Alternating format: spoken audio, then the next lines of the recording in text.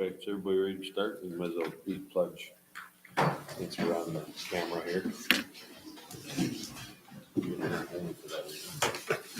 I pledge allegiance to the flag of the United States of America, and to the republic for which it stands, one nation, under God, indivisible, with liberty and justice for all.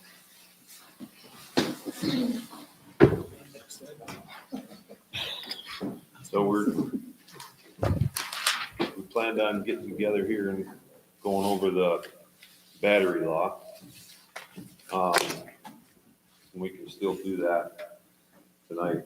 The only thing I wanted to go over a few things that came up in the last couple of weeks, if I could, that are a little more pressing probably, that we should talk about, I think. The first one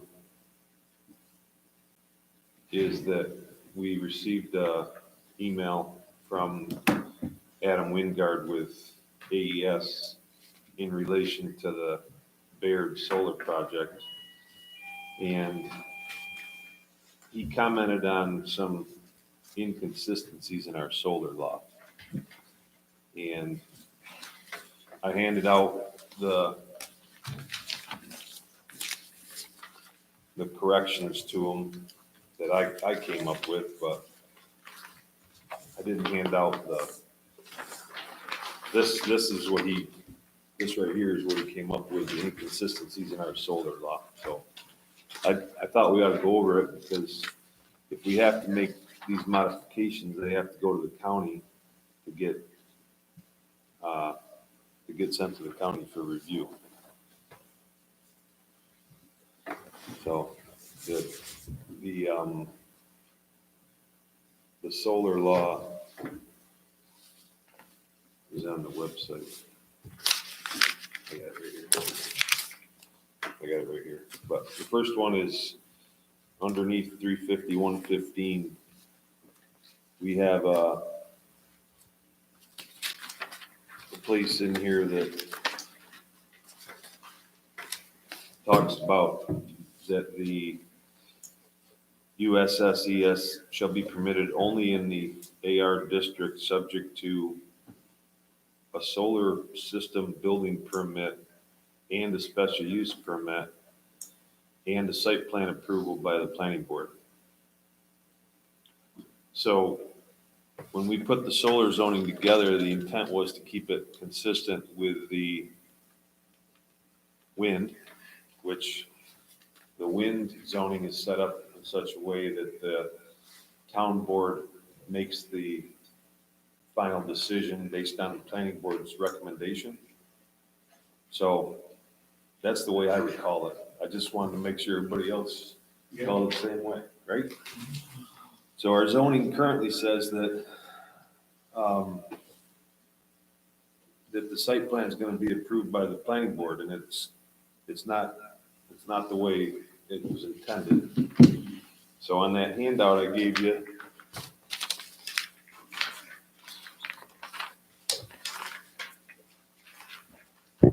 that's the first one. So I rewrote it. I just wanted to make sure everybody agreed with it, but USSES shall be permitted only in AR district, subject to special use permit and site plan approval by the town board with a recommendation of the planning board.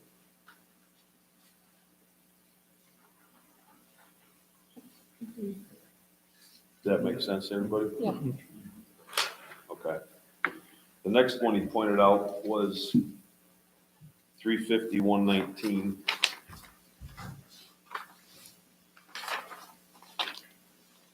And that's about USSES again. And the current zoning says that USSES shall be permitted in AR district as an electrical generating use, subject to special use permit, and site plan review by the town board. So they're questioning whether or not the town board or the planning board has the final say. And they're also questioning what electrical generating is. So the rewrite on that reads that USSES shall be permitted in the AR district, subject to special use permit and site plan approval by the town board with the recommendation of the planning board. So I think that just cleans it up too. If everybody, we got rid of the electrical generating piece.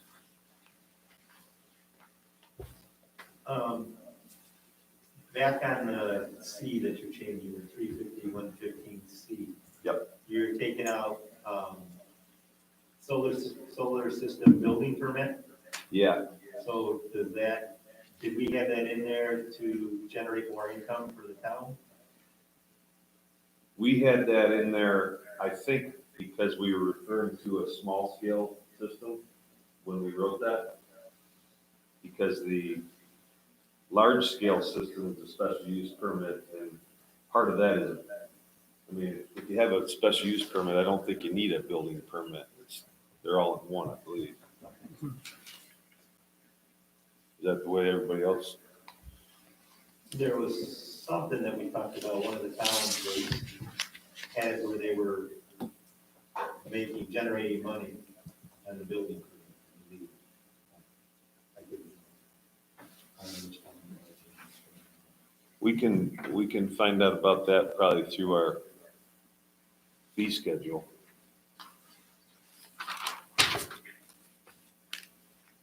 If our fee schedule is set up in such a way that it has both, you know?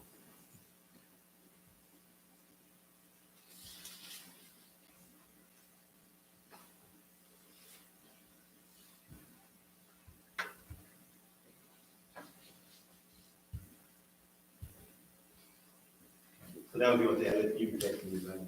Okay. The next one they pointed out was,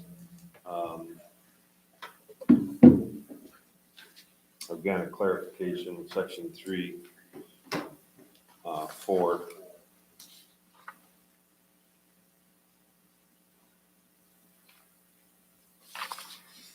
Which, no changes needed to that one.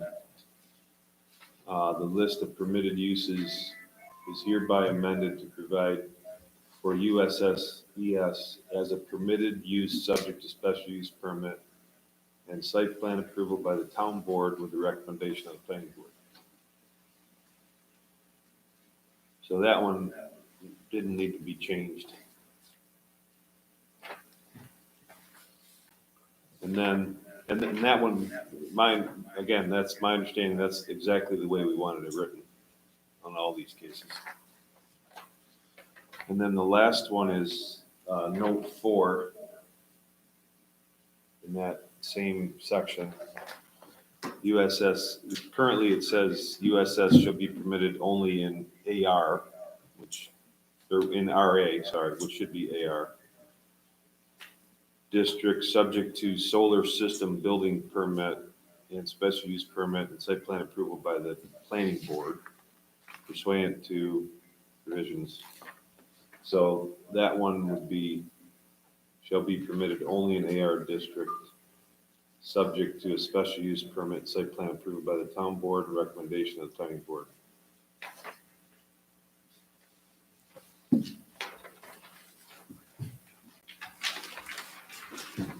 From what we can ask Lance about these things, but my understanding is even these kinds of changes got to go to the county.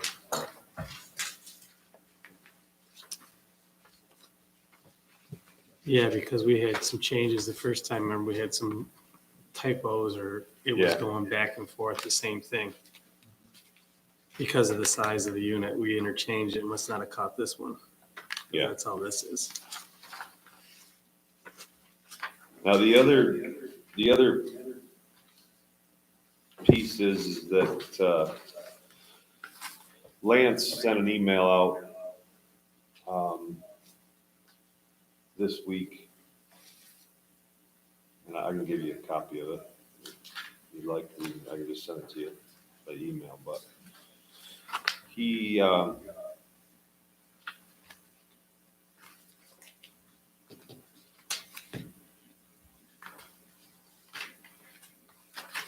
sent an email out that was a suggestion that we, right here. This is an email from Lance on January 18th.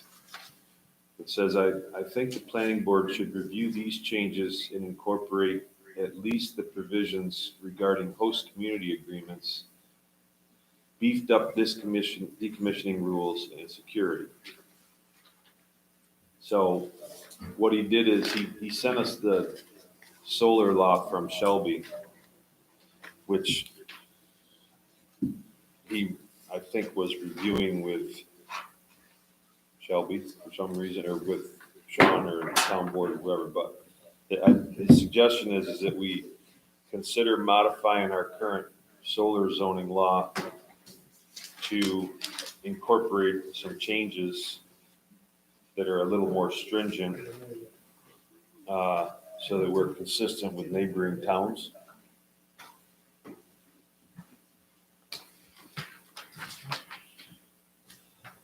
So I can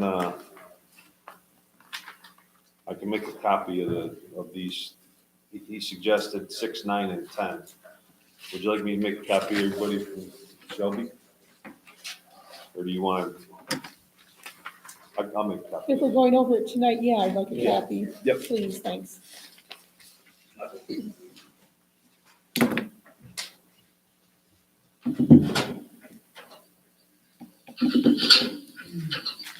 Yeah, it was.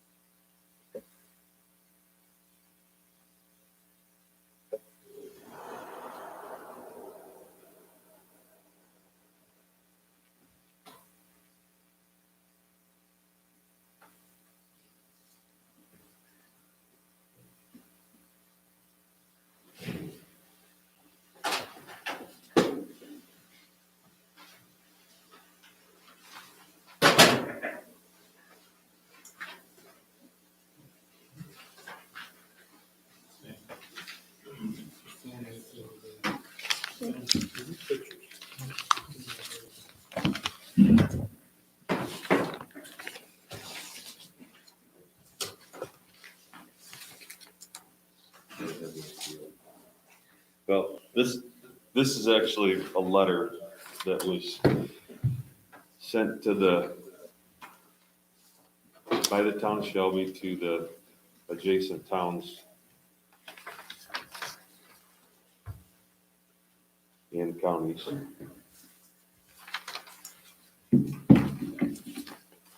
And these are some modifications, it looks like, that they made to their zoning for solar amendments.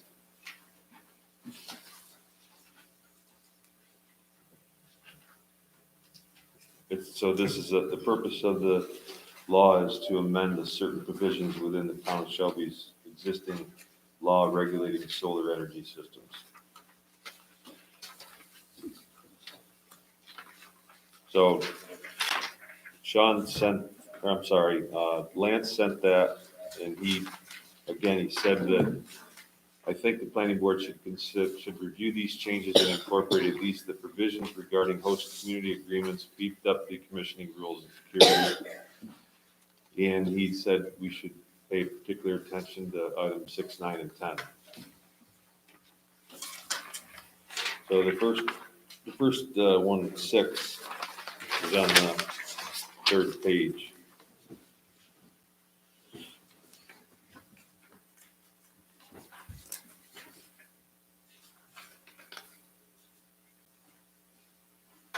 You talking about the host community agreement now? No, this is the number 6. It's section 787D. Yeah. Right. So, and then ours is such that in order to be apples, or in order to have a comparison, we got to get ours out, our solar zoning, and refer to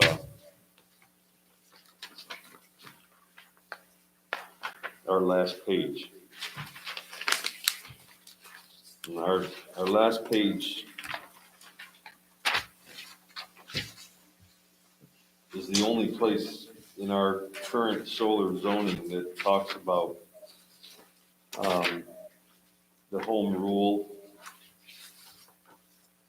And the only place it talks about the tax exemption, real property tax law. So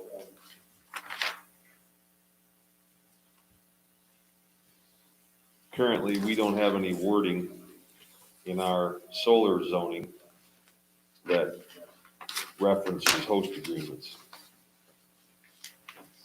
Now, my thought was when we made this, we were trying to be consistent with the wind. So in the wind zoning, I got a copy of that right here if anybody, you want me to go make one of them too? I'll go make one. You guys probably won't have that.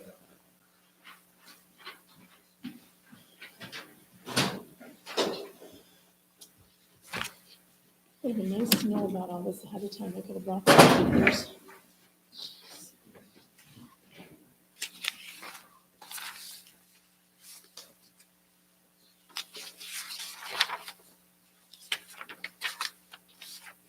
This isn't anything we can do next week at our regular meeting.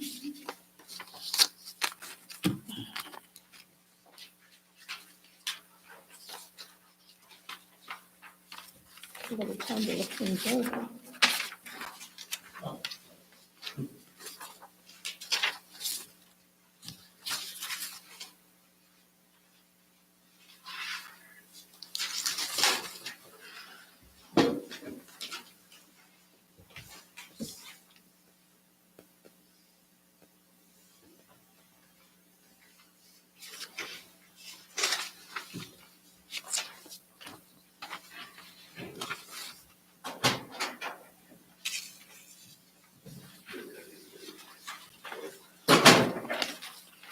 Tom, is this something we have to do tonight, that we can have some time to look things over instead of just jumping through this? No, I don't think we gotta do it tonight. Okay, The only thing that I was thinking was, we might wanna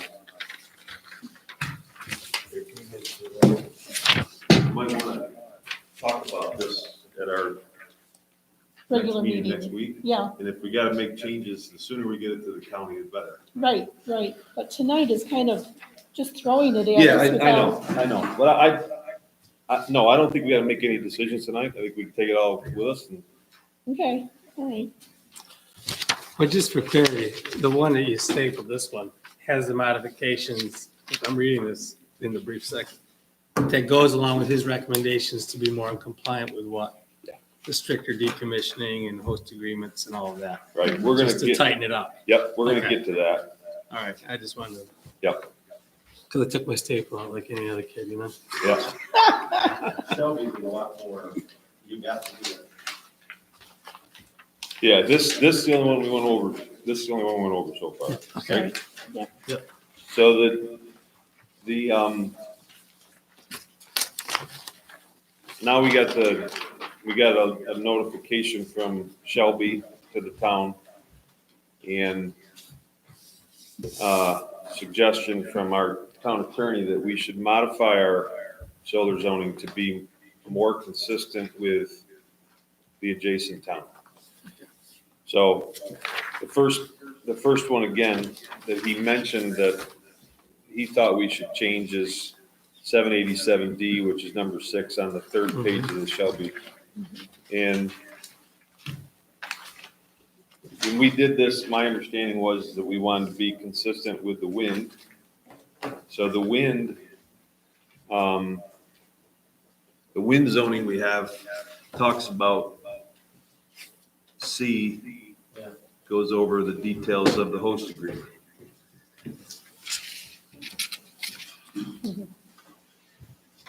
So those details of the wind zoning host agreement, from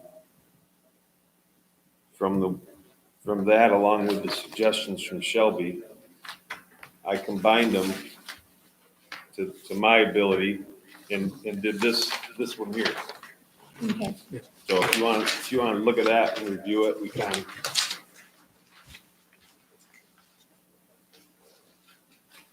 And there was no changes to the wind zoning related to the host agreement that went to the county last week here that I saw. So that document you got that I handed out should be consistent with the current wind zone. So, I don't know, I mean, the wind ordinance we have right now, what we have is shall and may, and, could, and Shelby goes, you will, this is the way it is. So are you saying we should go all the way, or are we just gonna still be wishy-washy? May and shall, because if we're just gonna do may and shall and go that way, it's not gonna change anything.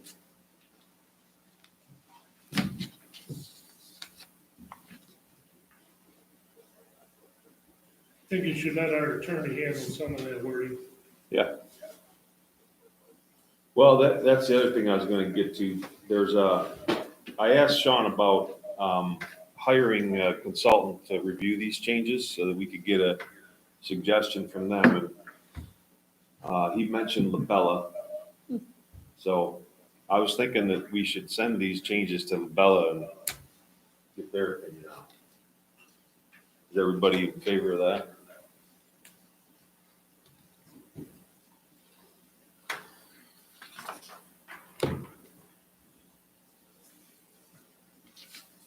Yeah, I'd like to know what the, legal ramifications that Shelby's putting must and what the difference is. In that 787D, you got a must. Yeah, must enter into a host community agreement. Okay, and where's shall? Okay.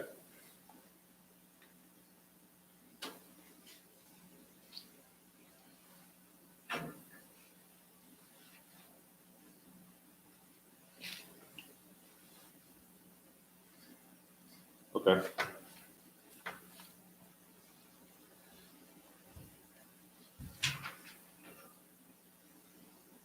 must also enter into a school agreement. One of the things we got in our wind zoning is about how the host agreements to be calculated, the dollars. It's to be calculated by the megawatt. And I didn't put that in my draft because I didn't think we wanted to have that in the solar, but maybe we do.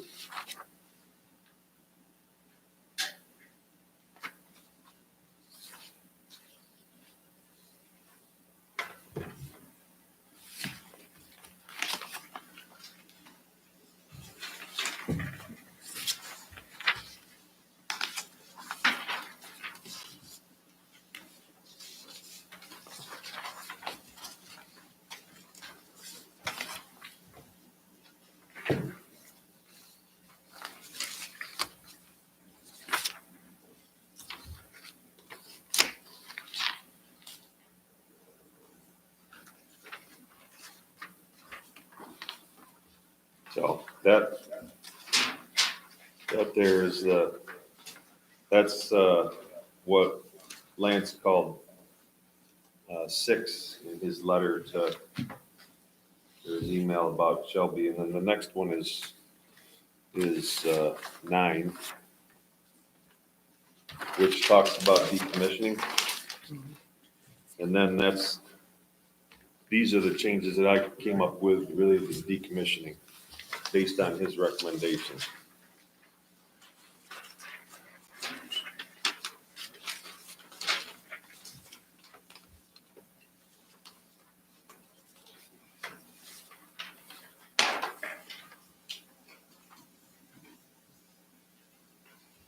So it's really just clarification on things. As far as the decommissioning, I kind of like where we have an independent agency rather than engineer. I mean, I'd rather have somebody that's actually gonna be doing the work and decommissioning and cost to take it down than an engineer that's just proposing, this is what it should cost. I'd rather have actual cost.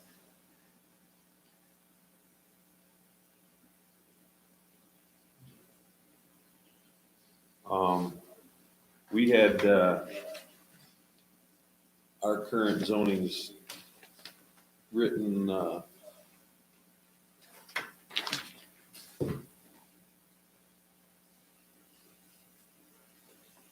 decommissioning costs should be determined by an independent party. Right. And I changed it to professional engineer. We could say, That's my reasoning for not wanting to change it. we could I say, agree on this. we could say independent party / professional engineer.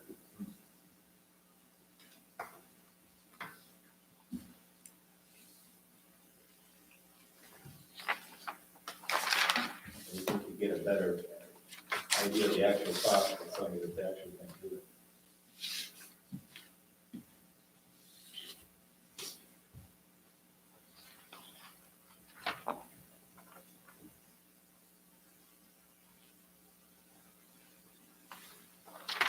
Okay.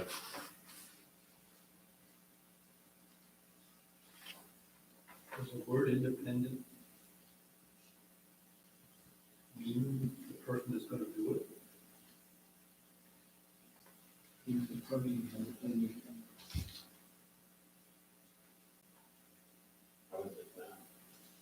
Sounds like you're just lumping somebody that's not connected with the program, independent. So to know how much it's going to. Professional engineer, at least set the particular bar as to caliber of person to do it.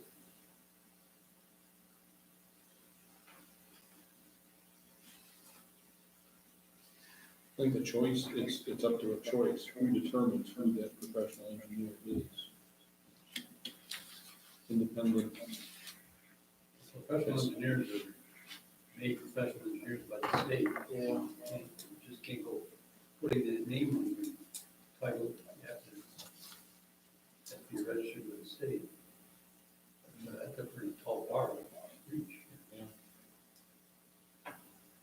independent consultant can be me, could be anybody. And not necessarily the person that's gonna be doing the job either.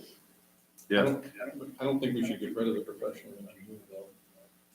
I agree with John, but an independent professional engineer. Somebody that's on, That would go with the independent professional engineer. Yeah. Using the professional engineer that's of the person who's applying for this.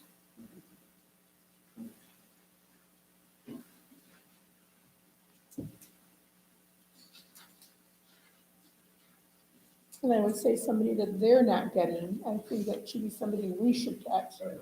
Yeah. It would be understood what's meant by independent. Mhm.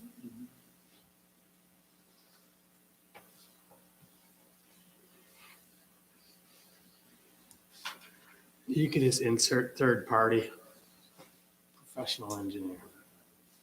That way he's not tied to giving the, because independent is, you know, some people could take it literally and say he's a one-man shop, he's independent, he's Yeah. not with that, right? Yeah. So if you do third party, it just means they're not affiliated with the guy putting it in. He's an outside source that's giving the value. You okay with that, Chris? Yeah, I'm just reading the rest of what Shelby's got here. I like that they have it listed, and how they came up with it.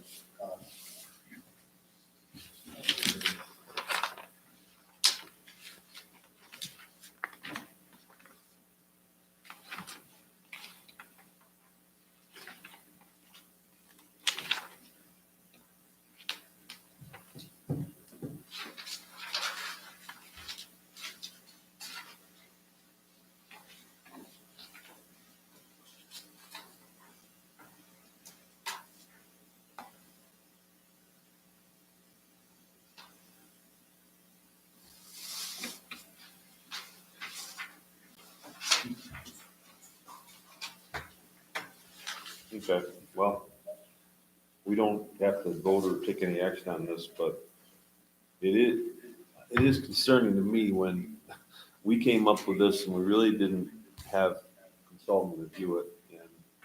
And the first person with an application found problems, so. Yeah, Well, I agree with you. I think we should send it, the whole thing. Yeah, I agree with your recommended changes. Because again, it's just terminology. An attorney's going to shore it up of what we want. Because this will be the third, we sent it to the county once and they sent it back and we had some this is. second. So this will be the third time and we don't want to, Yeah. like you said, it's the first one. Yeah.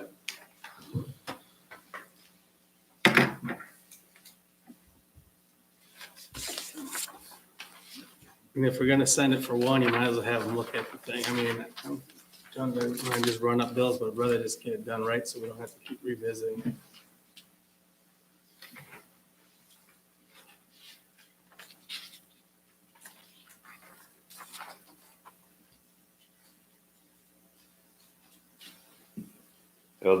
There's like I said there before, there's an email from Adam Weingart with AES. It's a 2-pager for Sean and the planning board with questions on the zoning, so that was the long and short of the changes that they, the differences they found. And then there's an email also from Kathy Spencer of Labella. And she is willing to assist us with it. And there's a contract that the town has with Labella, Kathy Spencer, for the Baird project.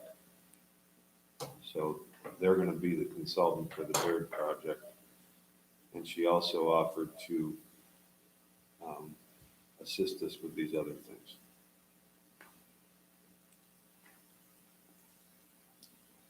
So, and then the last thing, Can I just, if we're gonna go through the decommission, Shelby, looking at what Shelby has in, I kind of like it that they're getting their licensed engineer, they're looking at what the decommissioning costs are gonna be. They're getting a written estimate, and then they're requiring that they put up 125%, so 25% over the commission, and have in an escrow account run by the town. So the money is there. It's not gonna be given away. It's all sitting right there. And then they also have a 2% or 2.5% increase every year.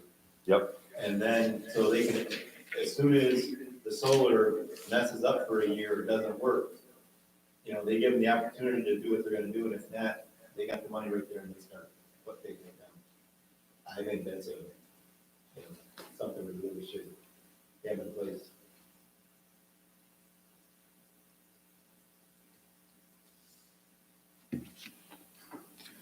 So we got a bond that we require for decommissioning. And then on this thing that I wrote, it's got the 125 on there too.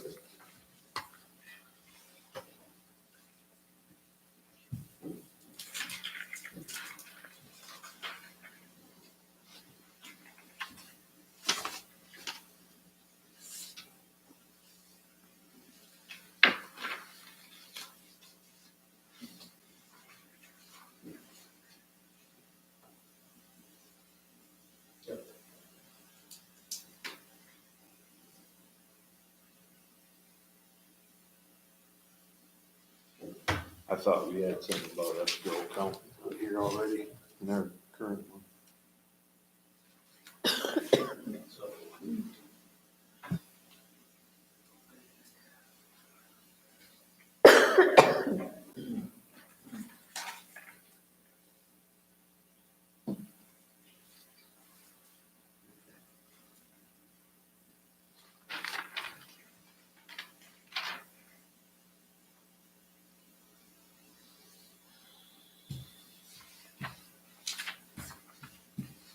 Do you remember anything about escrow account?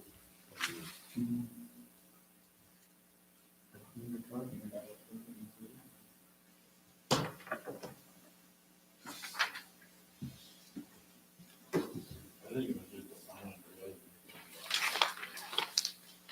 Right.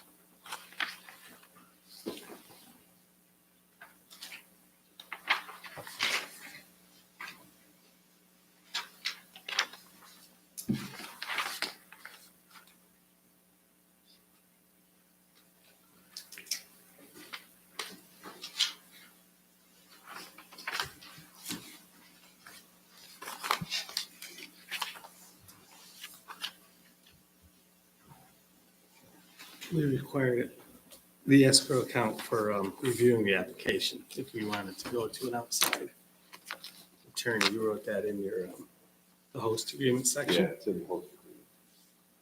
Yep.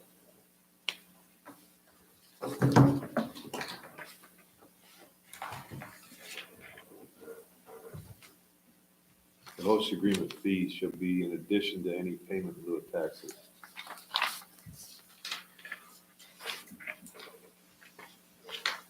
And then in this part right here, the host agreement part, it talks about an escrow account.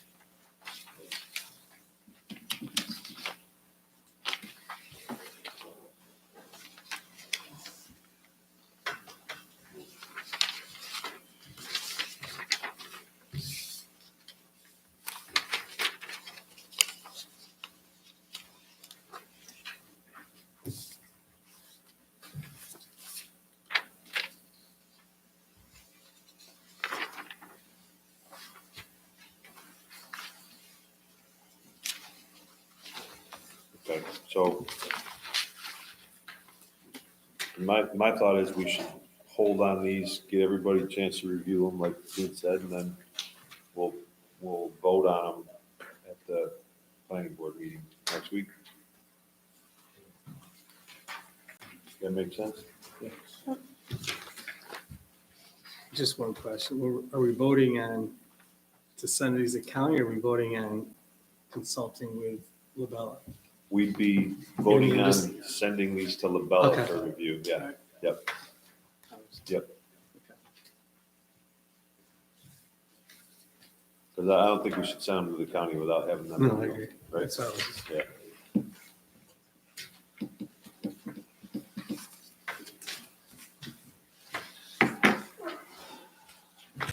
Can you put that on the agenda then for the next meeting? Now, the one other thing that came up, which I thought was kind of urgent, was that Adam from AES sent an email that goes over again, he's asking a lot of questions related to the zoning, because as you remember, the R1 change affected their project, and also the business district change affected their project. So their access roadway and their retention pond on the east end of their project is going to be in the business district. And we had previous discussions about whether or not they could obtain a variance for those pieces of the project in the business district, because we only allow it in the AR. So they got to get a variance from the zoning board, and Lance's suggestion is that it's a, what do you call the sunshine provision, which would be a variance only to be used for that particular project, which would be null and void after the project is decommissioned.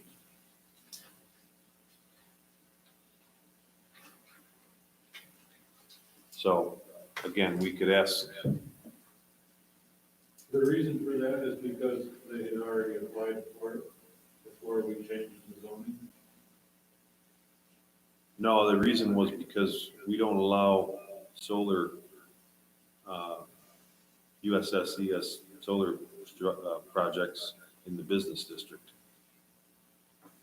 Weren't they going to try to change where they were going to be putting it and what they were going to do? Because that's why we were working with them on this, Yeah, so that it would all be in, all the solar panels are gonna be in the AR. They Yeah. are, And the only thing is just that roadway, is Yep. in business. Which is permissible. You found out that was. Mhm. I thought we determined those were ancillary things, as long as the solar panels weren't in it. The pond and the road was right. fine. Access is permitted. That's what we spent time on that. yeah. Yeah. They can't have those in the business district though. They can't be in the adjacent district without variance. Well, then they'll have to do the variance. Right.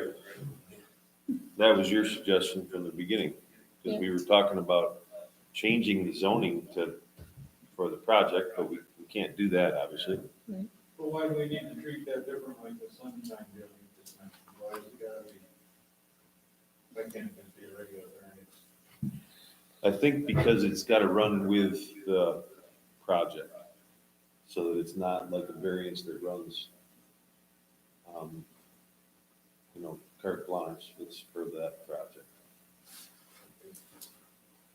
So are they still paying a variance for, it's a sunshine, whatever, variance, so they're gonna still be paying a variance though? Yeah. Well, then that's not a big deal. It's just a provision in the variance. Sure.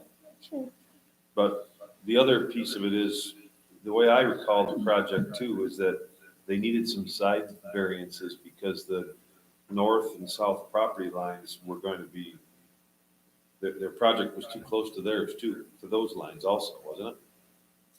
So weren't they gonna need a variance in the AR district also? No, the variance they needed was because they're two separate parcels. Yeah. And we were And they running them stand- congruently, like in one stand- block. Yeah. So they brought that up. So the variance was that they could be within the middle line, if you will, is not gonna have a setback. So Josh and Jake owned one, and Josh owns the other. So it's not one parcel. So the project is on two, so I think what we said was there was gonna be a variance for the setbacks on that center property line.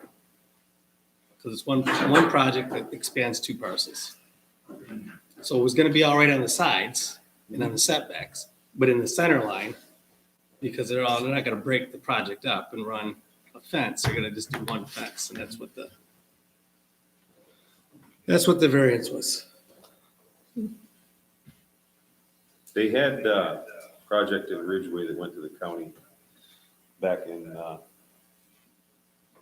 think it was in September or October, that was on two parcels like that. I'll try to find the notes from that too. Remember that one? It was a project that was on 104 west of Ridgeway, and they were bringing the power in off of 63 on the curve there. They're going in the back way to get to it.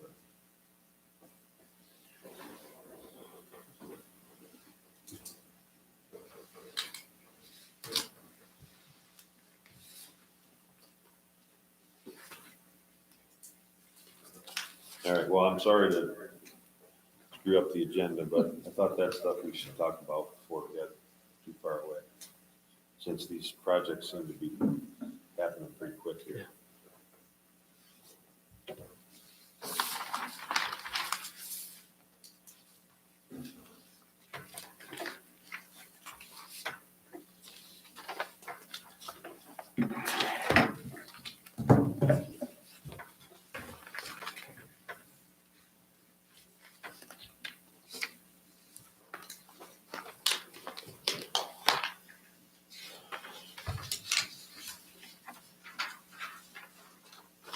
Everybody get Alabama battery law?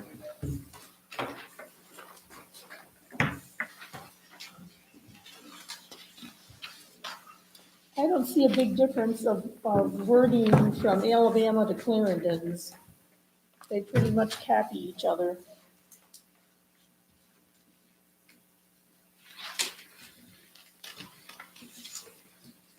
Into the NYSERDA sample. Yeah. Yeah, it's important stuff.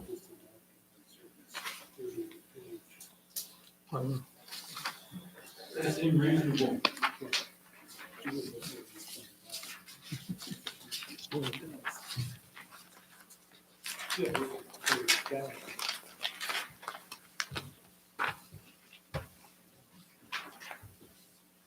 See, Alabama's got their process backwards from the way we do it. They got, on the fourth page, they go to they have their public hearing before the county.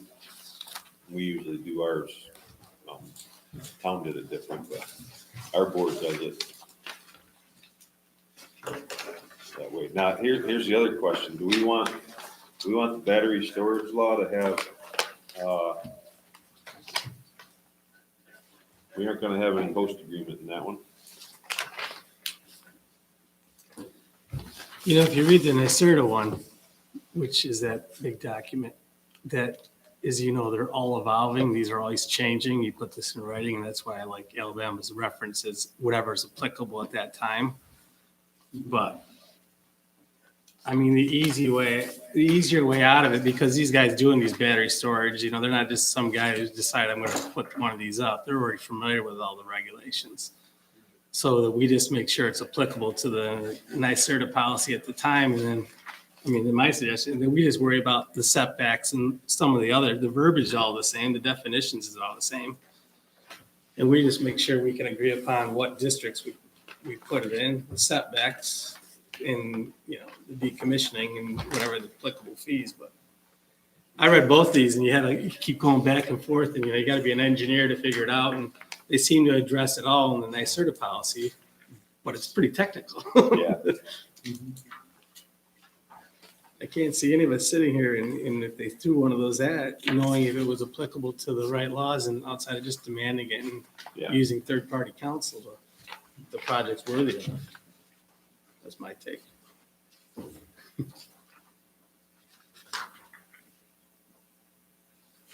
Well, I don't, I mean, unless we think that a battery storage system would be placed somewhere separate from a solar farm, For wind farm.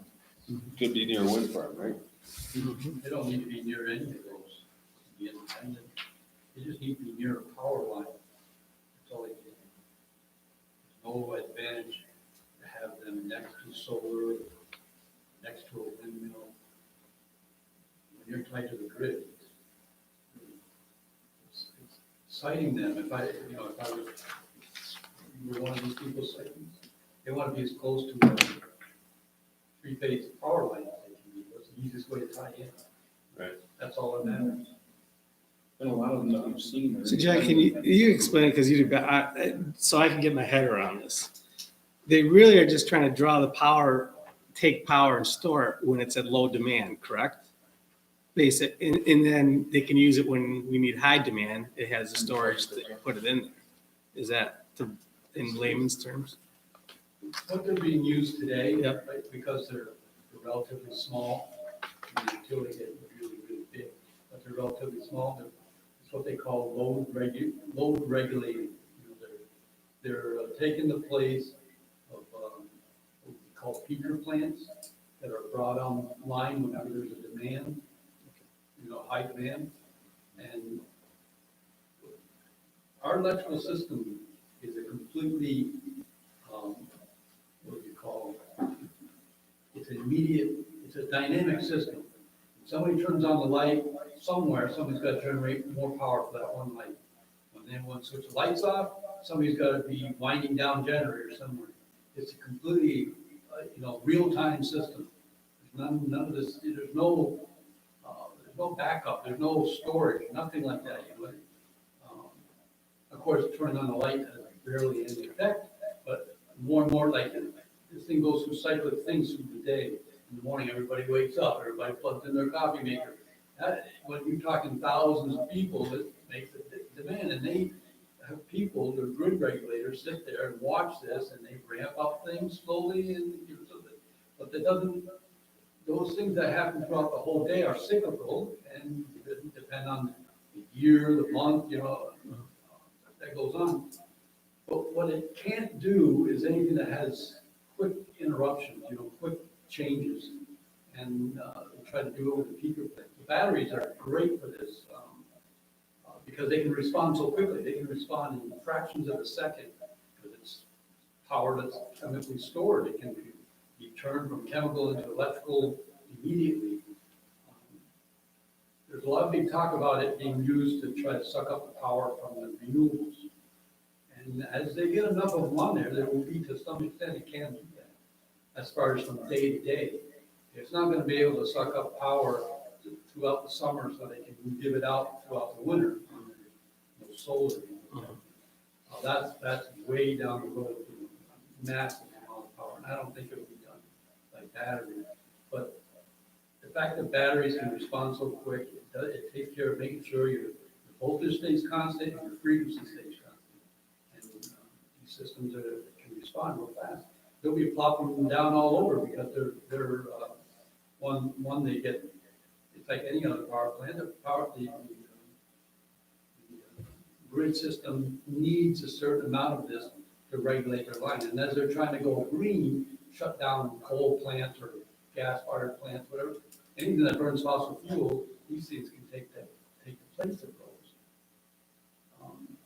That makes sense? I mean, that's Yeah. kind of like, Thank you. so Is it- that's why they can be put anywhere, Mhm. really, as long as they're on the That's- safe zone. yeah. Now, that's what would be considered tier 2.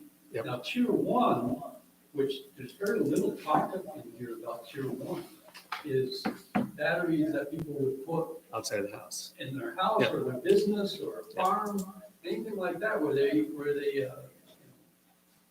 where they can store some of their own power, either from their own solar or their own wind or whatever, that type of thing. Or sometime in the future where, as this becomes more sophisticated, the idea of being able to store your power when the rate is low and then sell it back when the rate is high, that type of thing. Whether or not anyone gets into that kind of stuff, I don't know, but it has to get much more sophisticated. There'll be businesses doing that. They'll get batteries where they can, when there's overcapacity, the rate is dynamic, it's constantly changing, especially as we get more renewables on there. And there'll be an incentive for people to sit there and say, hey, I can make a business case here, setting up a battery farm where I can buy the power when the price is low and then sell it when the price is high. And the price is low and high based on how much capacity is out there and then what the demands are.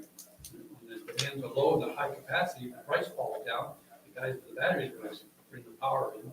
And when the demand gets high, the capacity is not there, and that's when the price goes up to keep people from using it. Then the people with the batteries are going to be selling the power. So again, at low levels, everything is all part of the dynamic system. All that how it works. It's kind of fascinating. They have people that nothing, that's their job. They come in every day and regulate the grid, keep the grid constant. So we always have lights on. It's something that goes on in the background that almost nobody knows about. And it's the largest, most sophisticated machine on the planet. Because it's countrywide. It's all, we're all interconnected with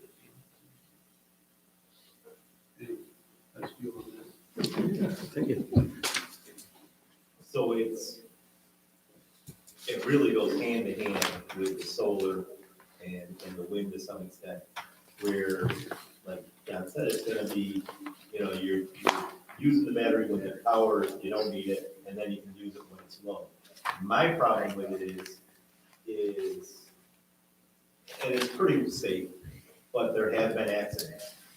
And it's gonna be, how do we regulate or that people don't get hurt with these? I think we should regulate it the same way they regulate, what do you call those, power substations. We have these big transformers, interconnects, different three-phase power lines from different places, reroute them, and everything. You got these big transformers, you got cooling systems, and every once in a while, one gets hit by lightning, or a transformer goes bad, and you have a fire, And it's the same thing will happen with batteries. Something will go wrong someday, or whatever, and they'll have a fire or whatever. And chemical, and our firefighters have to be trained, number one, and number two, well, they have to be trained and they have to know the risks. There's a lot of verbiage already in here. Right, and that's why, it's minimum, and that's where, that's where we need to come in, because what I don't want to see is, oh yeah, we have all these come in 12 years from now, there's an explosion and some of our neighbors are killed in a fire department, and it's like, well, why'd you guys even let these come in? Well, we even talked about that with rooftop solar. They need to be aware of what's going on with that. So it's up to the firemen to be training Right, and knowing what they're doing. exactly. Okay. Exactly. That's all I'm saying, and to make it as safe as possible. The one thing on those, NYSERDA website, they had some stuff about, early detection hazardous conditions in energy storage systems, and they talked about a battery management system. So, Alabama's got that wording in their zoning.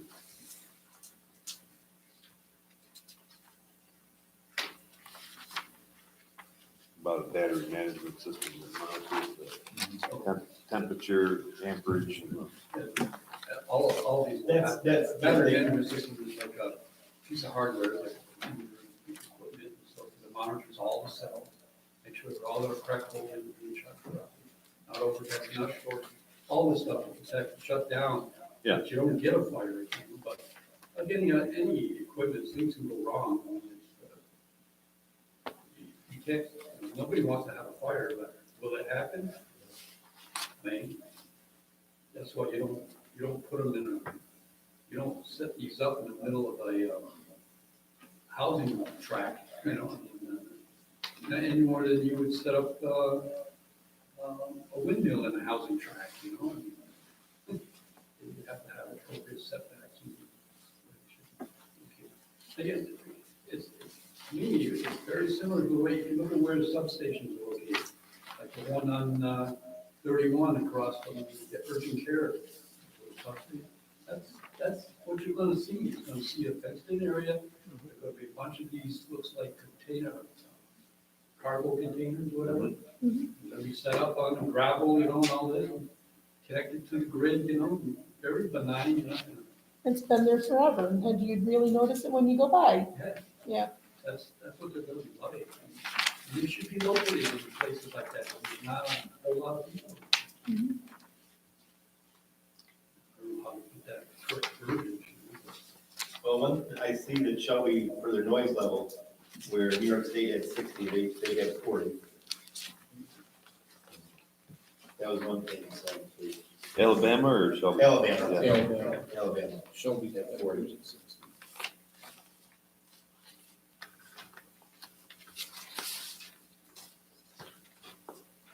The other thing I was wondering about too, correct me if I'm wrong, but batteries give these energy producers, whether it be wind or solar, the ability to store their power and distribute it into the grid at a rate that the grid needs it. It can, if they get into that. I don't know if that's necessarily a thing, whether or not there's, But it's like it can be set up as an, as a symbiotic thing, where they, so that you can provide a more level, demand for power, But depending on the size of the solar system or the wind, you need to have a huge amount of batteries for that.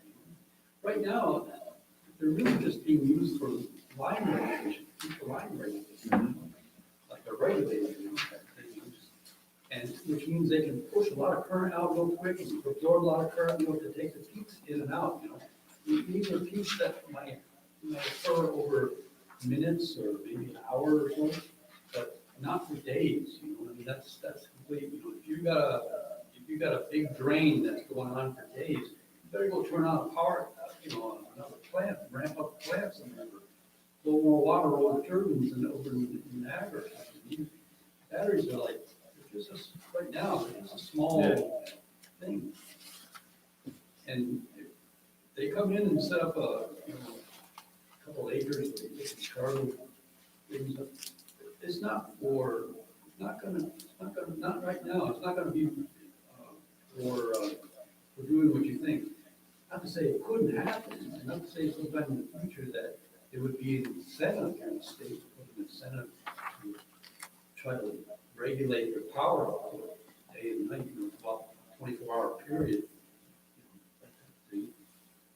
But I don't see that going on right now. They just take those panels out, put the power out, let the grid operators decide how to level things. Yeah.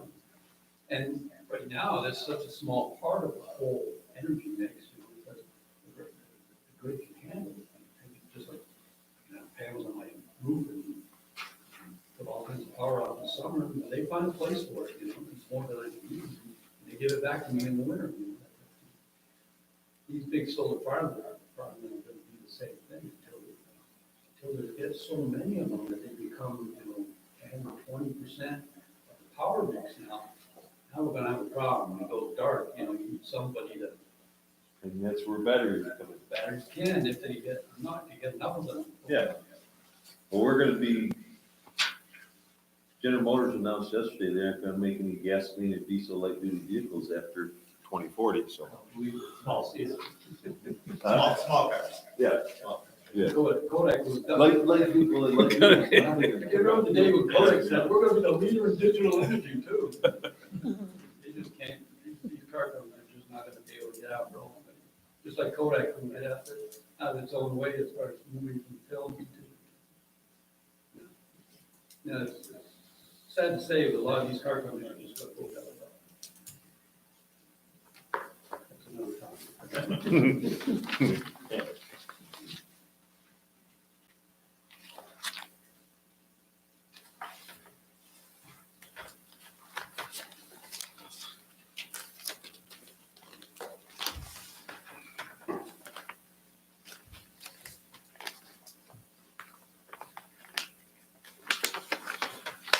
Well, this whole conversation started with John here on what the batteries were gonna be used for, whether there should be a host agreement with them. So we would basically, if there was gonna be some sort of a host agreement, we'd have to come up with some, I mean, like, you can't do it by megawatt, because that's my point here is, how would you put a value on what they were doing?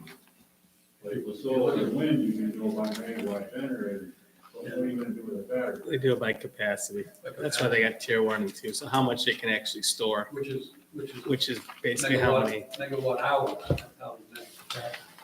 So we could, yeah, you can figure that out, I guess. Someone smarter than me. I didn't know what to say. I thought the same thing. That's what I'm saying. It's like, how do you figure It's a this out? similar metric. But most of these would be with another project, right, another solar project. It didn't sound like. No. Yeah, they could be independent. We're actually doing our zoning as if they're independent. There's no reason for them to have a connection with rules. Some would say that they're, even if we had no solar or wind, there would still be a need for battery storage because they take the place of a power plant that is burning fossil fuel. But they also have advantages being compatible with renewables, which are not dependable. It's a dynamic power source. And if the wind is blowing, the sun is shining type of deal. Where fossil fuel power plants are pretty humble, burning 24/7. So if you didn't have the fossil fuels and you had a cloudy, calm day, you'd want the batteries. I mean, in theory. They're the crossover from when Lake Somerset closed down. Yep. So you don't have that to turn on and have the demand. I see the day where up there at Barker, Yep. they're gonna tear that down and they're gonna put a huge battery farm Mhm. up there. Because all the infrastructure is there already. All the power lines are coming in there, they're just gonna make it huge. Mhm. And it'll bring power in. All they wanna put all these big solar farms out here and when it shines during the summer, it'll suck all that power and at night, we'll be putting it all out, whoever needs it at nighttime, and whenever there's a peak demand during the day, you'll be able to put it out there. You'll be able to put it out there like that, like right now, when you need it. And it'll be a valuable, that, Agree. all these other little battery things that they wanna put around here, bring them in, but it's a money maker for the town, you know, I mean, it's a no-brainer, there's no smokestacks, there's nothing, they just sit there and let's make some money off of it, you know, right? I mean, So that's what I was gonna bring up next, is in Alabama, it says their deed, which is different from here, is to allow for battery storage of energy generated within the town of Alabama. Boom, just they lay it right out there. We want it, and that's what it's there for. Is this something, if it's independent from these other things, it's something new, it's another revenue generating? Do we look at our comprehensive plan? And let the people decide. They're not generating power from. They're wholly storing power. But it's generating income, it's another business. like I said, then you- I'm for it. I mean, I don't see why anyone would be against it, you know? Right, It's, think of it as a piece of electrical equipment, it's a grid, and it just sits there, you know, and it's increasing the value of the property of the town because it's there and you get some tax revenue. I'm for it, and I agree with everything you're saying, and I'm there. And then I talk to, and I'm trying to get information from people in Byron and stuff that are up in arms about it, and I know there's others that, oh, the Arizona explosion, and everything, and I looked at that and it was like, it could happen anytime, it's not, I'm for it, I just want to, you know, Well, I think they're up in arms about it because it's across from their house and they're gonna have all these solar panels. That's what they're up in arms about. yeah, we're gonna have that block with a tree and benches. I understand, but this is right across from their house and they don't want that. That's why they're all up in arms and it's a big project. Their view shed is changed.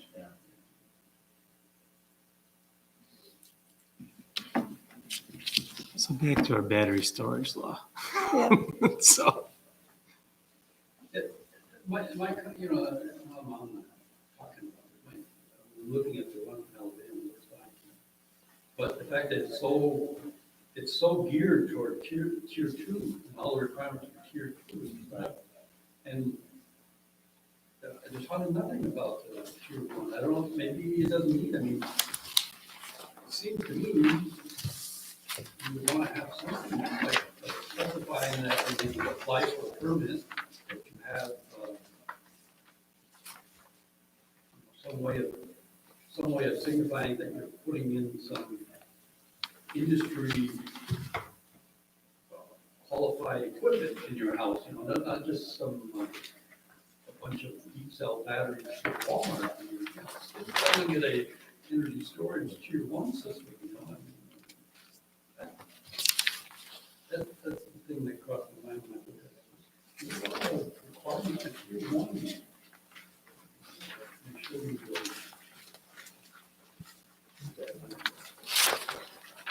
No concern here about whether or not people put it in their basement or whether they put it in the garage, outbuilding, or. It's like nothing. Is there a code already It's not a defined? uniform code. What's uniform code? Is that already specified in there? That's what it says. Here, if you look at the definitions on the page one, it talks about what a battery energy storage system is. It says it's everything except a standalone 12-volt car battery or an electric motor vehicle. Pretty broad. So if you want to put one in your cellar that's more than one 12-volt battery, you've got to be a tier one. Is that right? That's the way it sounds. correct. But you see the threshold level between tier one and tier two? 600. Kilowatt hour. Yep. 600 kilowatt hour. I think I mentioned this before. Typical house is about 25 kilowatt hour per day. 25 kilowatt hour, about it. So that kind of 600 kilowatt hour So he's storage. got 2,400 houses. Yeah, big deal. Yeah, but that's. It's 600 divided by 25. Isn't it? Yeah, that tells you how many days worth of power you could put in your house. And it says if in a room or enclosed area consists of only a single energy storage system technology. So you can have 600 in a house. Yeah, that's enough to store how many days? Well, if you got 4 for every 100 hours, right? You got 24 days. 24. Yeah.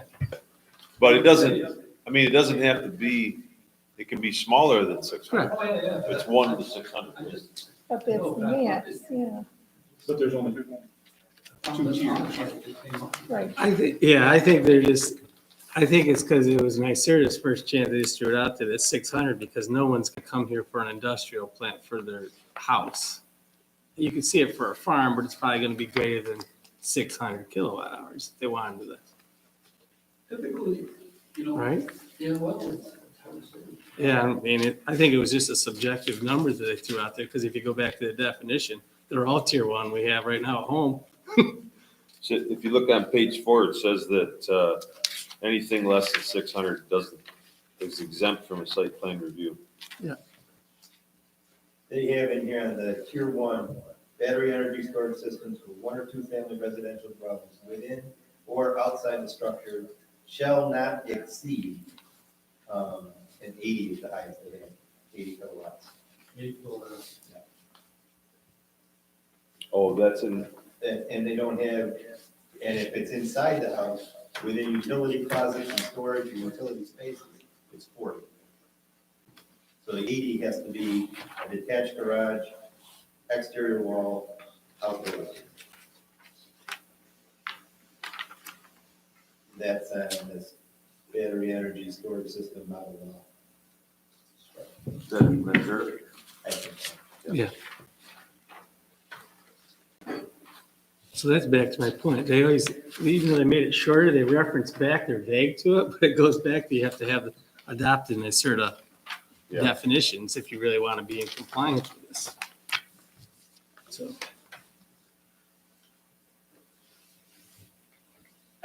Well, I still think 600 kilowatt hours is a pretty high amount for a home. It's a good amount for a small business or a farm or something like that. More reasonable than what they take care of. maybe they did it for that, just like that, for farm and everything else, so we didn't have to get in a site plan for you. So if it wasn't a commercial enterprise, but it was for your own business, they were using it, running your business and avoiding your peak charges. Yeah. They probably don't want to have you go through a site plan review just to do something that's a You know, efficiency I matter. don't know how many farms worry about this, but most of you guys are on demand charge, right? Which is a very high rate, based on the highest battery. If it gets cheap enough, you will see a lot of people get into this because they're gonna be able to get off the, again, it's gonna be used for load regulation. Yeah. Even, you probably already heard that, mine. We shut down the day before this fall, the day before we got our meter read because of that. You know, because of the demand. Yeah, But it- for you, would be great. Yeah. But if you got yourself, something like this where it could kick in whenever whenever a grinder turns, crusher comes on, or. Yeah. So that it takes that off, and then you'll be able to drop your rate way low. Yeah. Yep. Or, if they get enough green energy around and they get some of these around, maybe the demand charges won't be as severe. Make a lot of money off that demand thing. They don't let go of it. There's some way they can get you, they will get you. That's one. I mean, working with the Root Brothers, whenever they turn those refrigerated rooms on, and Yeah. thousands of dollars in electrical cost. Can't get over it, they pay electricity. Well, you guys have the same thing when you store grain, right? I mean, you guys demand that time of year. Is that your biggest Those are run demand? Yeah, we don't have demand charge, but you got a short period of time when you're using lots of power. Yeah. They used to at 4 o'clock, most of the dairy farmers would turn it on the milk pump, the silo unloaders, and then at 4 o'clock is when that demand meter kicked in the highest rate, like 4 to 7. Yeah. Yeah, it was crazy high. That's what they charge you for the month, that rate. Yeah. So you can see where, 600 kilowatt hour would be advantageous for farmers to get off this demand thing and regulate my own power so I don't. My company. There's a lot of permits coming into this stuff.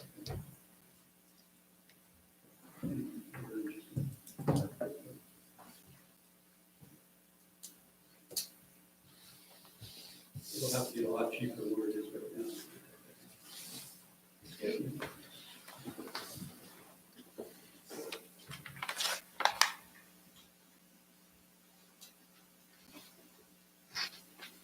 Does the 38 page cover the tier 1?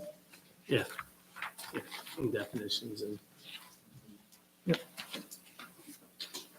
And what George said, they have a much lower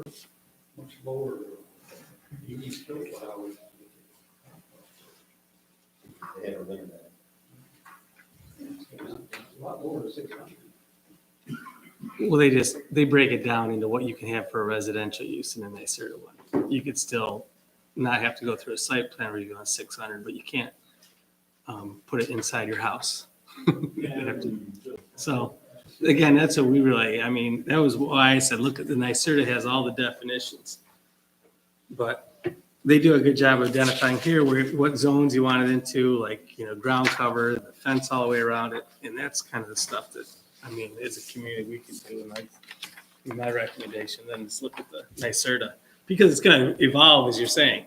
So the minute you put in there shall comply to this, we start putting numbers to it instead of just referencing a code with the most applicable NYSERDA code at the time. Then we don't have to keep sending it back, Right, changing it. It just references something that's applicable.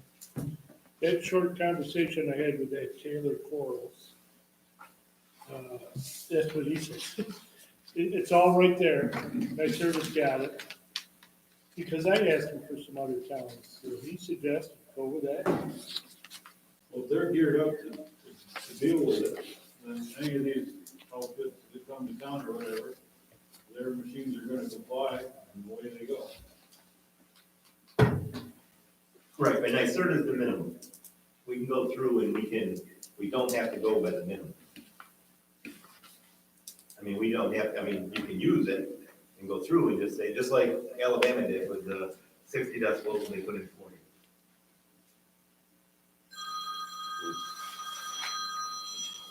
Well, I think what these other towns have done, like we would normally do, we try to simplify it. Yeah. Get in layman's terms. Maybe that's not the right move with this. I think this is technical enough that we don't want to. Well, and as I'm looking through this, a lot of these do not, Clarendon here does not reference NYSERDA in here.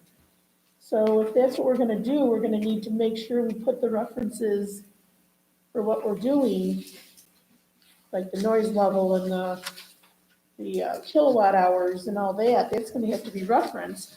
But these don't seem to be doing, I don't see them in here. I didn't look at Clarendon as much as I looked at Alabama. Alabama references the, It's almost word for word what the NYSERDA law is. Is that, and this is, That's the NYSERDA model law for battery storage.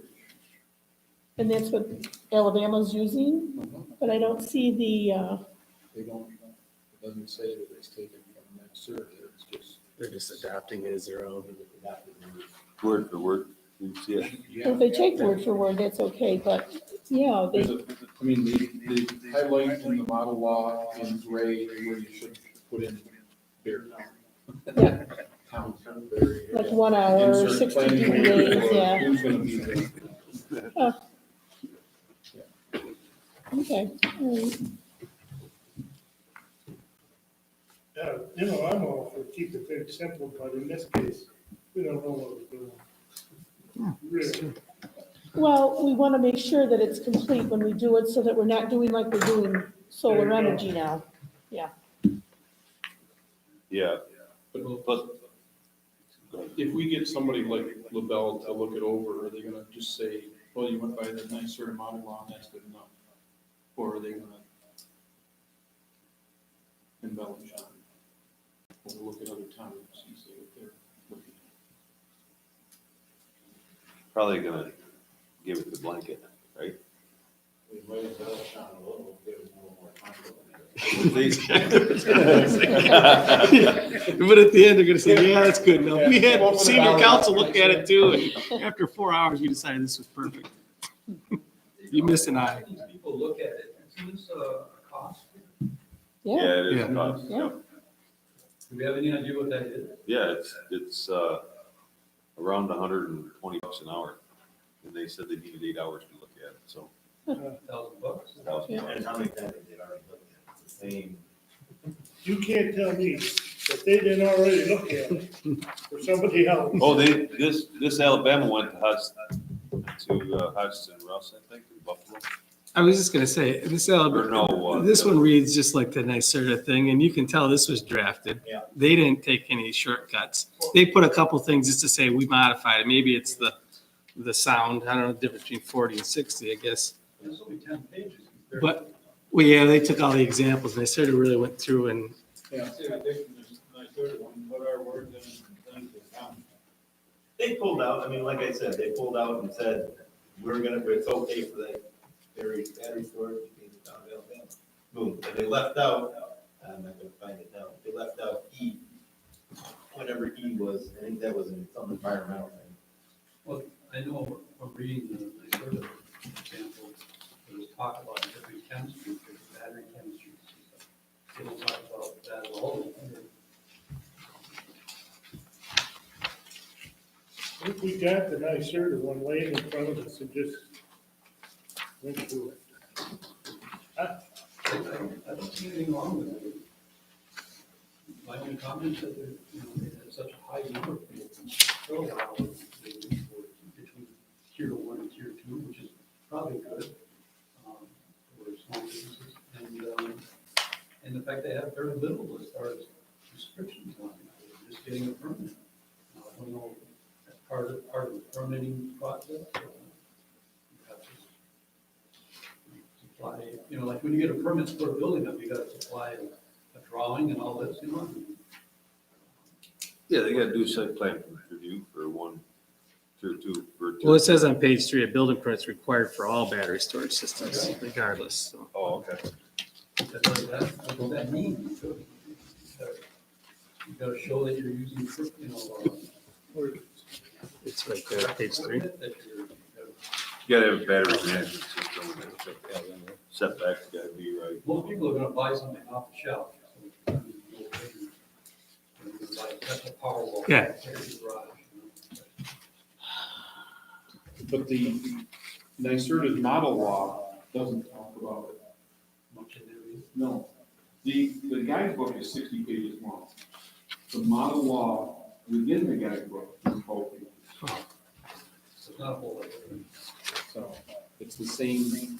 But there are, Basically what else? This is what Alabama said without the disclosures. They took the 12-page law, and we could do the same thing. We could sit down and go through it just like they did. Is a guidebook with all the definitions. Well, it expands on the definitions, exactly.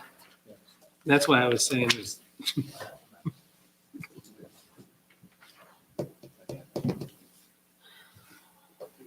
they don't get involved with anything as far as defining setbacks, they just clarify setbacks as be the same as that as the solar.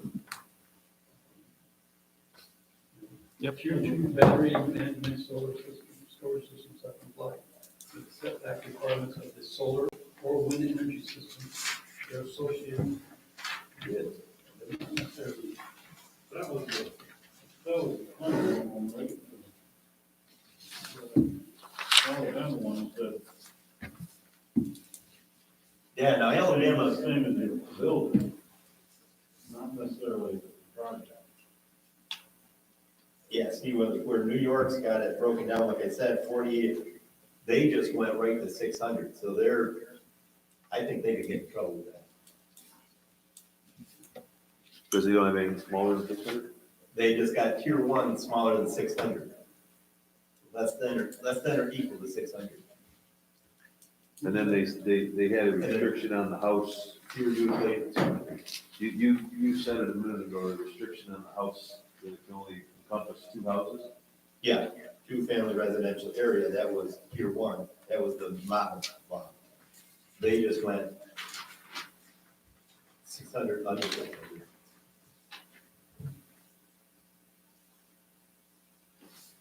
I don't know if I would do. Building project, it's the same as the building. I don't know if it should be the same as just buildings. Like I said, these things are more like, what do you call those, substation, power substations. It should be treated a little bit different than just putting up a building. Right. But they don't necessarily want to be linked, like you said, they may not be linked to a wind or a solar project. Right, but could, the setback requirements, should comply with setback requirements of solar and wind energy systems. well, it says here that NYSERDA will offer us free technical assistance to make our laws. They'll develop appropriate zoning procedures, draft amendment, or adopt our energy storage systems, improve the permitting process, and understand new fire safety requirements. It's all free.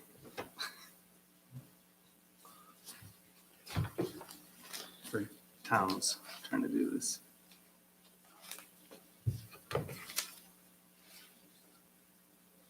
You know, the setback requirements for solar and wind are probably more in line with what the batteries should be compared to just regular buildings. Plus they, you know, so if you're saying, if people are trying to say, okay, they're trying to take an easy road instead of actually specifying what the setback should be, they're just saying, well, it's the same with the solar and wind energy systems that we already have laws for. Just leave the associated with out. If you want to do something like that. Same thing with the height requirement, same thing. Let's go down to authority. In the fence, same thing with the requirements for,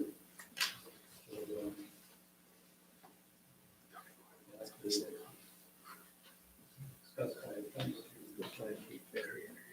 Yep. It had some nicer, Yeah. I mean, this is almost identical. yeah.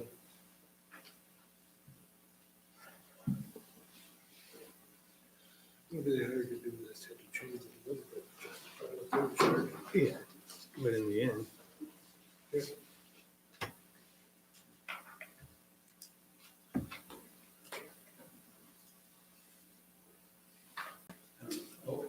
Overall, I don't see why you can't just copy one. Whether you change it, no matter what we do.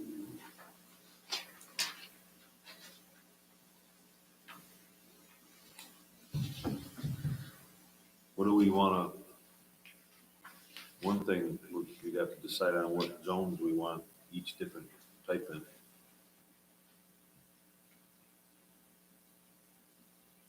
What's that, Todd?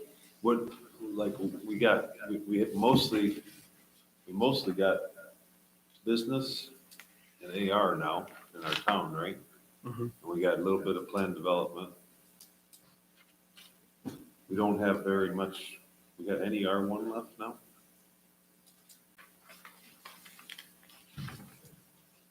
I can't see you doing any of the business districts.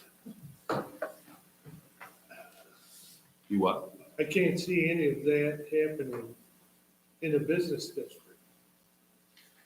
There's too many houses. Well, you got the, that's what we just made all the way down 31. No, I think From we're tier talking, you're talking tier two. right? Yes. Yeah. Right, but isn't that what we did all now? I mean, yeah. No, but you go down through there, there's, there's a lot of open spaces and a lot of power lines. they're down to Eagle Harbor, right? Well, herein lies the problem. We put in there as far as our general business district that we just renamed, that you couldn't have So renewable energy, right?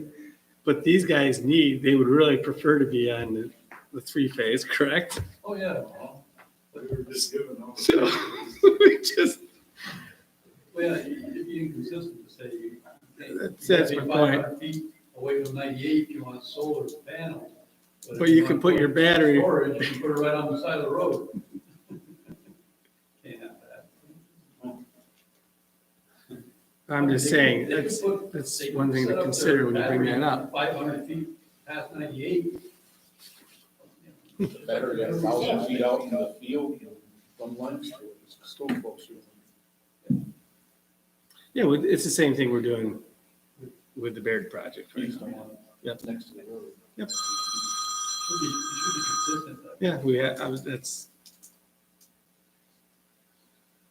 Because there's almost anything you can look in here, and, you know, that's why I was wondering why they put 62 days, but this is what this one had, and 200 feet, you know, notifying neighbors, but that's what NYSERDA had, so it's identical.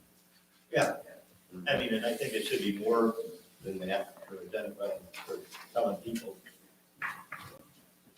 And they have it broken up, tier one, tier two, tier three, where Alabama's only got 2 tiers. which I think is gonna be trouble.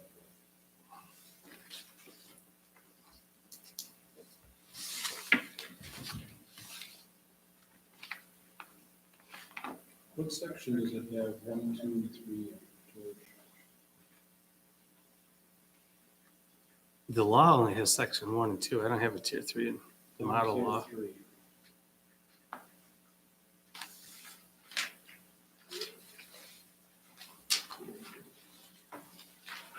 And I can't search on my phone.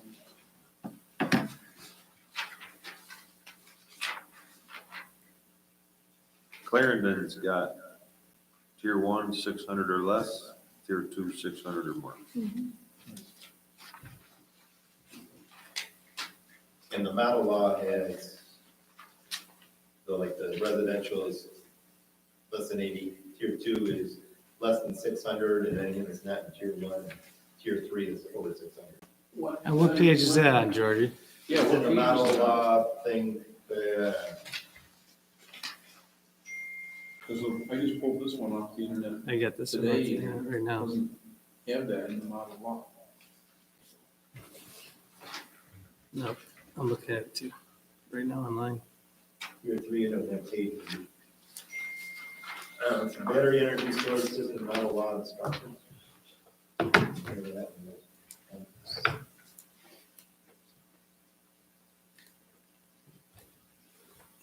My service guide. Right.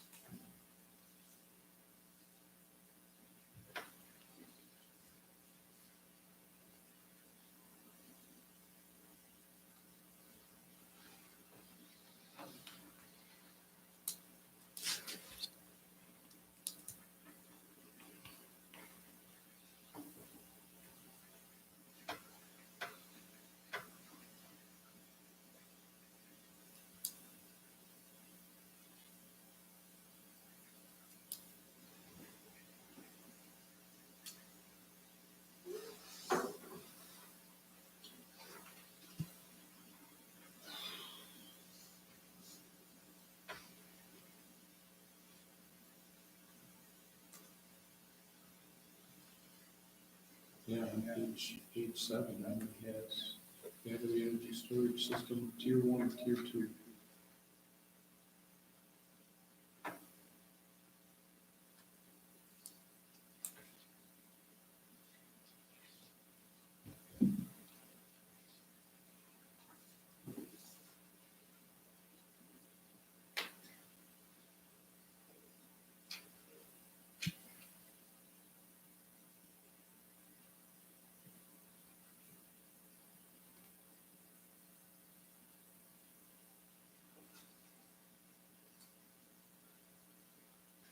It's in the residential code of New York State where it talks about. It's not part of the law, but it just goes through energy ratings. So on page 35. 40 kilowatt hours within utility closets, 8 kilowatts are in attached garage. But it doesn't say it's tier 3.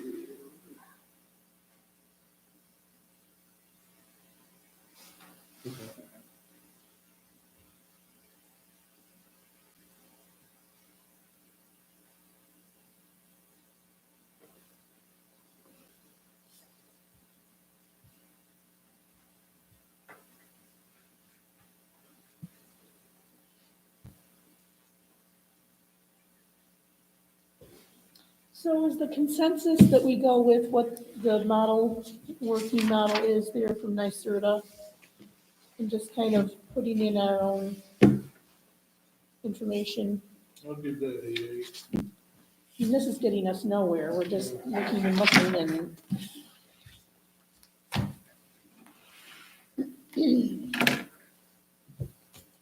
Well, we still got a few more months. I say we just print off the NYSERDA one and go through it line by line and insert our thing and then incorporate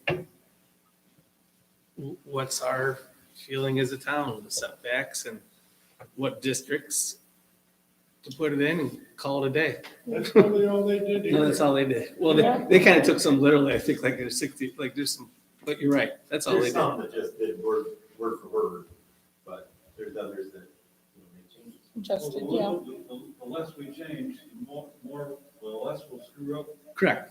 for There you go. number 2 and number 3. I think the only thing we need to decide is where we want them, like what's the residential things, the setbacks and neighbor notification and the process for us. Host agreement, And the yeah, rest that is type of theirs. thing. Right. They have that. You could have came to that an hour ago. Yeah, we could have. Keep that in my car.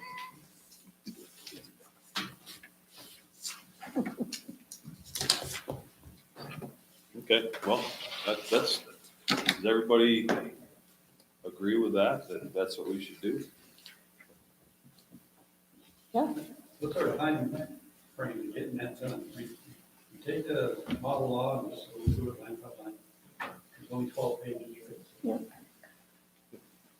Well, if we did a couple pages every meeting. That's all the model law is. That's what We we have say. a, There's 6 I realize months. the rest were just Well, definitions. not anymore, we have 5 months now, That's what I but say. so it's gotta get done by summer, right? Yeah, we're trying to get it done before that. We set our bar a little higher. But then again, hey, you never know. How about this idea? What if everybody took, if it's 12 pages, what if everybody took 2 pages? Well, so we feel like we accomplished something. Why don't we just pick the zones that we want this in? Whatever they, you know what I mean? They can't be in the general business zone. So the things that are gonna be our own, They are, right? they are. There you go. So we have that. Are we gonna have the same setbacks for our current solar like they reference? Like, you know, your lines 15 feet away, you got a berm, you got.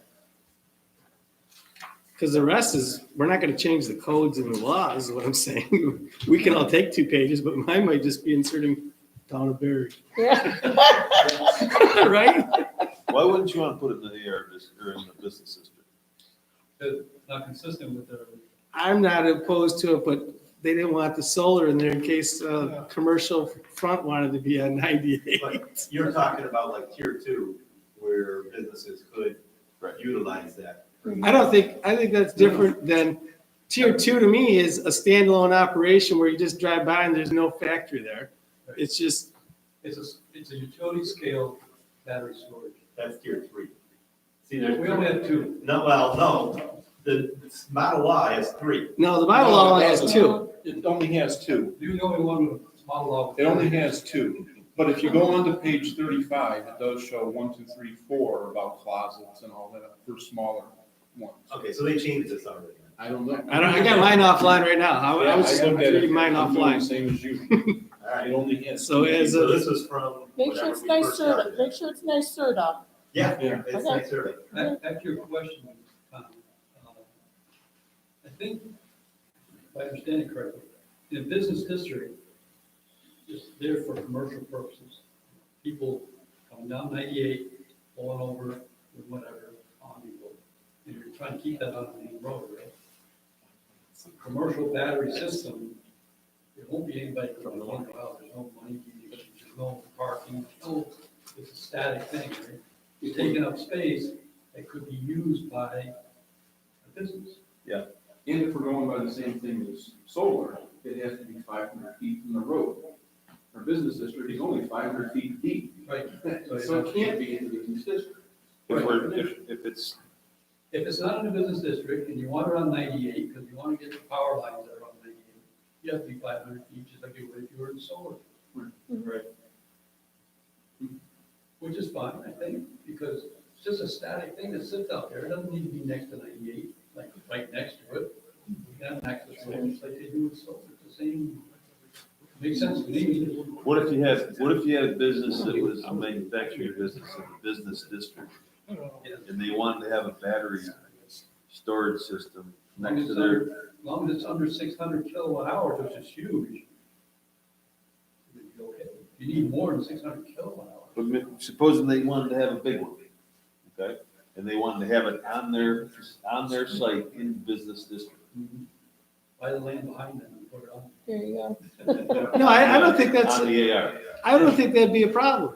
Maybe it's a variance, but it's one thing if it's for your pure, you're in it for a profit. That's your only thing. But if you're running Tom's Automotive Shop and you're gonna make electric cars and you want to put a big thing out there next to your plant, I don't see that as a problem because, again, the reason why we wanted that 500 feet, so we didn't look at it, and somebody could put a building there that offered jobs.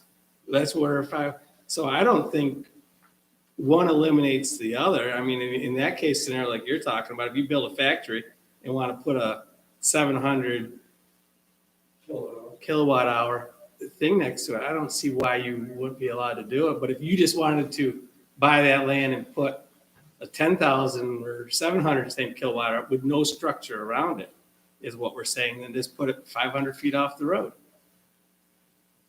I mean, that's how my interpret. I mean, again. I think that's the logic behind it. You want to keep your business district for dynamic, active business. Yeah. Well, you're not gonna have any job opportunities at the battery storage plant, right? Well, there's the guy that has to check it every once in a Well, while. and again, it's very similar to like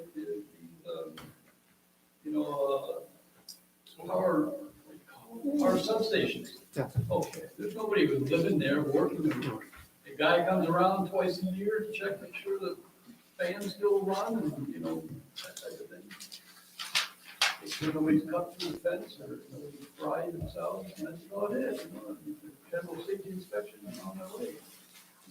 It's the same thing as on the car, and battery plants too, Same trail.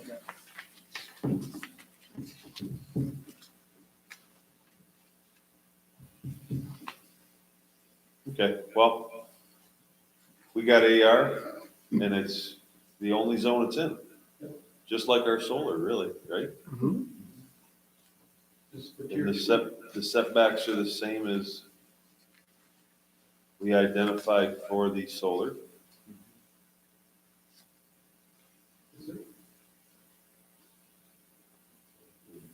Well, say you put one of these on a side road, isn't the solar setback, what's that, 100 or is it?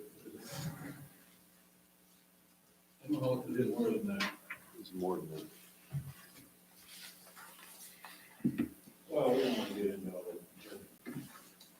We'll get to it. If we go through the proposed, model law, I think. Yeah. cover all that. Yeah, All right, well, can you get the proposed model law emailed to everybody? I'll just do some of it at the next meeting.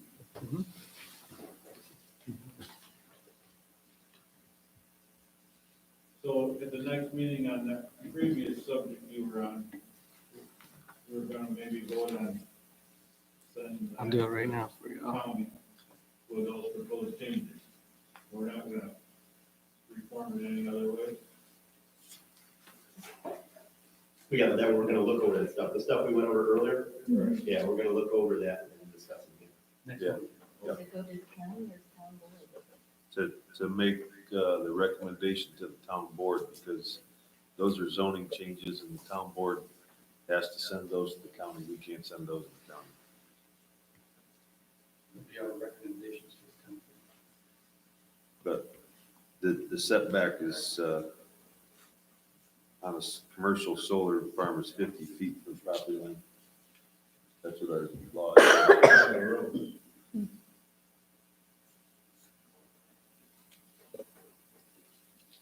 Public roads, 120 feet, center line. We have a public hearing too. What's that? We have a public hearing too on Monday. Yeah, we got a public hearing Monday on the Watkins. What time is that? Oh, it's Jordan. What else is on the agenda Monday? That it? I think so. Other than everything here. Solar changes? AES. Yeah. Whatever they wanted. We kind of went over. Seeker, for seeker, they wanted on the agenda. That's town board. We're not gonna make a recommendation then? On the seeker? I think that's the town board. I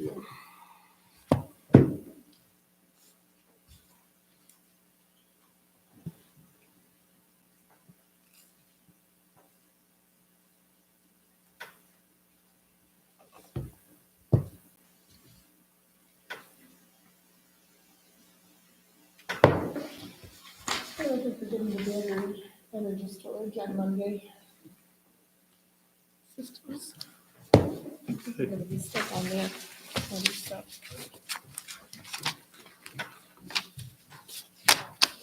Yeah, I emailed you the link to that yesterday. I put everyone on in case they don't, but if they don't get it. It's all there.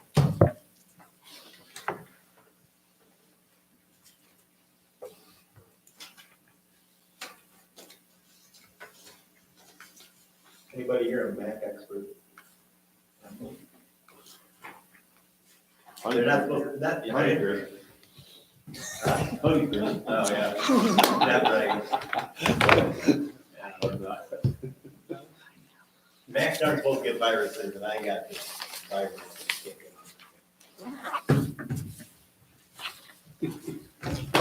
They're getting popular enough. Really?